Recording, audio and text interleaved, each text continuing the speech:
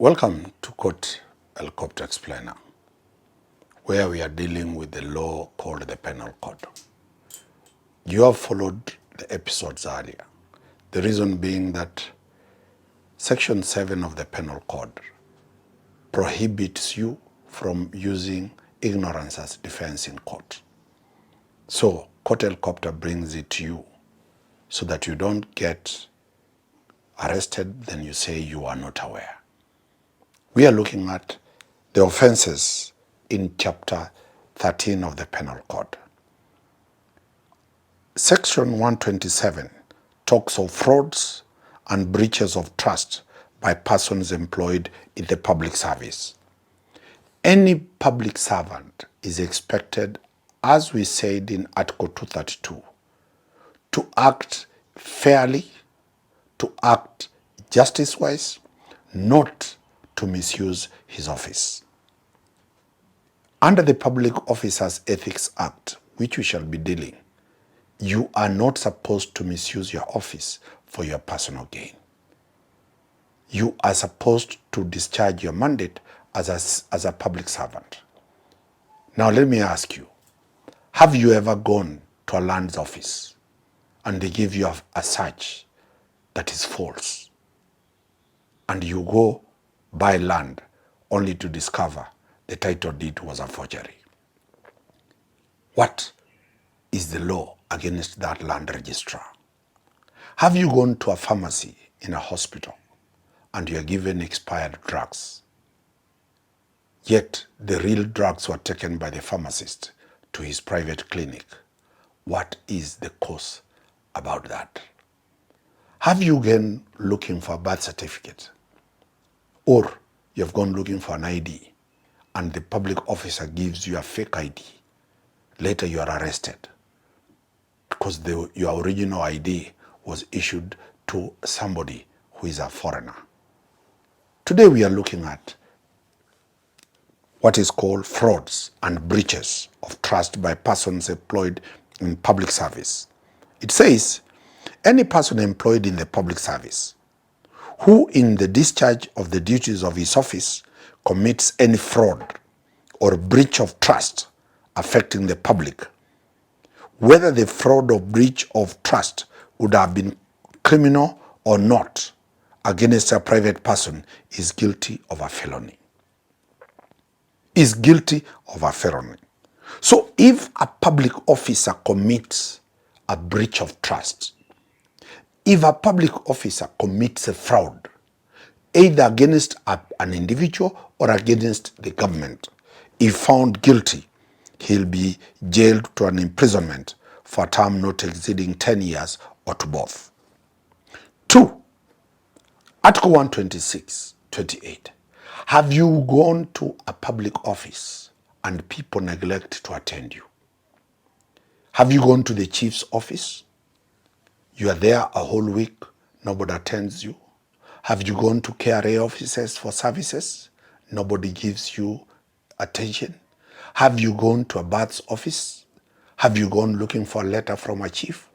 Have you gone to the registration issue? Have you gone to the migration office? Have you gone to any government office and the people are negligent? They refused to do their job. Then you throw your hands up and say, wow, I better become a Tanzanian. I better become a Ugandan. Don't throw your hands up.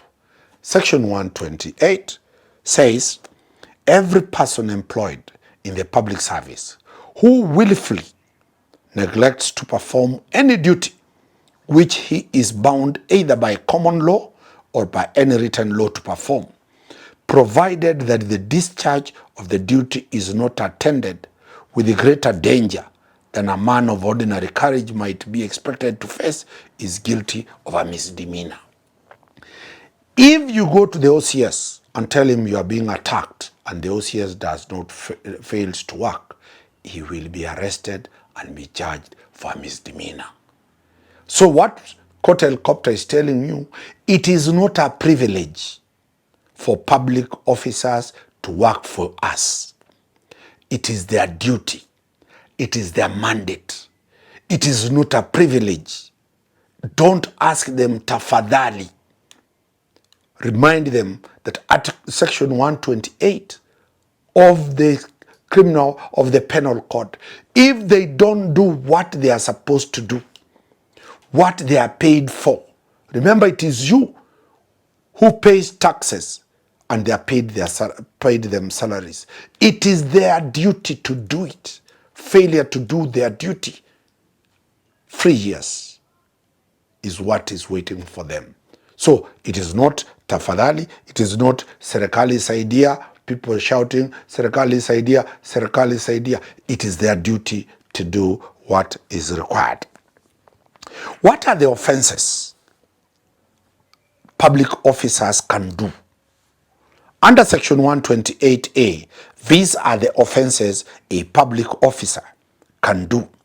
A public officer commits an offense and is liable upon conviction for an imprisonment for a term of not less than 15 years, where in the course of his duty, he or she does the following. 15 years if a public officer commits this one. 1, if he aids or facilitates the commission of a felony.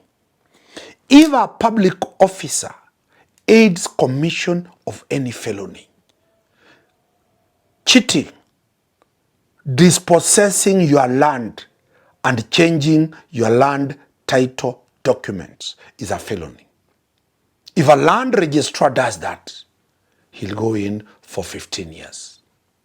If your details of your birth certificate are altered and changed, that person will go in for 15 years. If your certificates, academic and professional, from the secondary school to university to primary to colleges are changed, that person is going to in for 15 years. So any aiding, any assisting to try to change, any facilitation of a commission, 15 years. 2, if the public officer facilitates the regular entry of an alien or a criminal into Kenya, if the people who are mandated to issue documents for citizenship in Kenya aid a foreigner to get Kenyan citizenship, they will go in for 15 years. These are 1, the chiefs that vet, the people from the national land, the births and deaths, the births and registration, the ID registration, the immigration registration, the police who vet, all those people who we have given the mandate to ensure aliens are registered properly. If you issue a permit, a work permit, a resident permit, an ID, a passport, a national ID, falsely, 15 years are waiting. 3, conceals the whereabouts of a criminal. If a public servant conceals the whereabouts of any criminal being looked for, my friend, as public servants, this is specifically to you to know. If you hide a criminal, you'll go in for 15 years. Lastly, if you irregularly issue identification documents, if you are bestowed with the mandate of identification documents and you issue them and you know you are aiding, my friend, is 15 years. Section 129 talks false information to person employed in the public service. Have you ever gone and told a police officer a lie, but you are saying somebody has been killed around me? Have you called N991 and reported a false robbery? Have you differed with your person in the Airbnb or at a house and you call that I'm being killed? The police rush and find there's nothing. This is very common in affluent homes where wives are calling the police that they are being killed for nothing, and the police come, find there is nothing. Have you ever given information to a public officer and you know that information is false? What does the law say? Whoever gives to any person employed in the public service any information which he knows or believes to be false, intending thereby to cause or knowingly it to be likely that he will thereby cause the person employed in the public service to do or to omit doing anything which he is supposed to do, or to use the lawful power of his office, that person will be jailed for 3 years. If you go to the police and report something false, the police move and arrest, or the police don't go to arrest because you have told them this thing has happened. My friend, if you give false information to a police officer, to a public officer, to a lands officer, to a health officer, for example, you go to a hospital and you tell the doctors there's a cow that has died of anthrax, and people have eaten, 10 have died. All of a sudden, the government moves into action. They find there is no cow that has died. People have died. You call the police and say a building has collapsed. People have died. Do you know, calling the police that there is a bomb and it is a hoax, cheating the police that there is a hoax, and the police and the military run there. There is fire when there is no fire. Do you know what that means? Giving any false information to a public officer, you will go in for 3 years. So avoid giving false information to public officers. If you do, you're going in for 3 years. Then we have Section 130, disobedience of statutory duty. Everyone who willfully disobeys any written law, any statutory duty, will go for imprisonment for 2 years. There is what the law demands you to do, and you don't do that, you will go in for 2 years. Undermining the authority of a public officer. If you try to challenge the authority of any public officer, NEMA officers will come and tell you your club is making a lot of noise. Your bash, the Friday, Saturday bash, is beyond the required decibels. Reduce the volume. Your TV noise is too high. Your hooting is a hooting no free zone. You are hooting in a hospital area.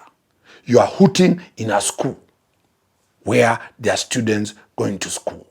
It is in a hospital. A public officer tells you, don't do that.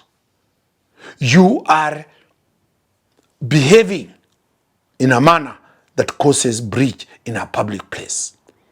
Any direction from a public officer. I know very many people are farmers.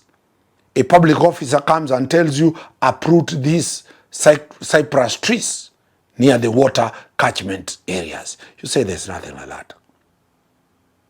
You are erecting certain structures, and the people who are doing that tells you you cannot erect. You have an SQ. You have built certain structures, and the county government comes and tells you, remove these boundaries here. You have obstructed a road or an avenue where students are passing. So, any disobedience with the authority of a public officer, you will go for 3 years. Section 133 is destruction of statutory documents. Any government document, you cannot, as a government officer, there's a law that deals with when those documents can be destroyed and when and how long they'll take to be destroyed. If you go against that as public officers, then you will go in. For example, it says, any person who knowingly and without lawful authority or excuse destroys, mutilates, defaces, alters, abandons, or fails to preserve any statutory document is guilty of an offense and is liable to a fine not exceeding 5,000 shillings or to imprisonment for a term not exceeding 6 months. So, the documents in your possession are not your documents. Those are government documents. Those are documents you work and live in that office. So, don't destroy documents. I know your relative has an incriminating document in your office. You get it for him. You destroy it for him. Clerks in courts, clerks in government offices, uprooting documents in files. The files disappear. You get a file, there are no documents there. Now you know it is criminal to tamper, to alter, to destroy, to deface any document in a government file. So, that brings us to the next question. What does Article 232 of the Constitution say? It mandates people to deal with service to the people. The bosses are the public. An issue has arisen in the next episode. What is the role of religion? How does religion and the state come? Does the government regulate religion? What about the miracles that we have seen around? What does the law say? Wow. Are you going to miss the next episode?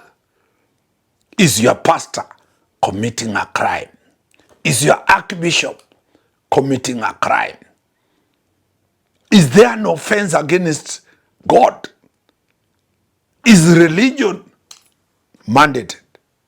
Keep watching Wakili Danstan Omari on religion as we look at it in context with Article 32, because we looked at Article 32 of the Constitution that allows the privacy and the sanctity of religion. Wakili Danstan Omari. Keep watching. Thank you.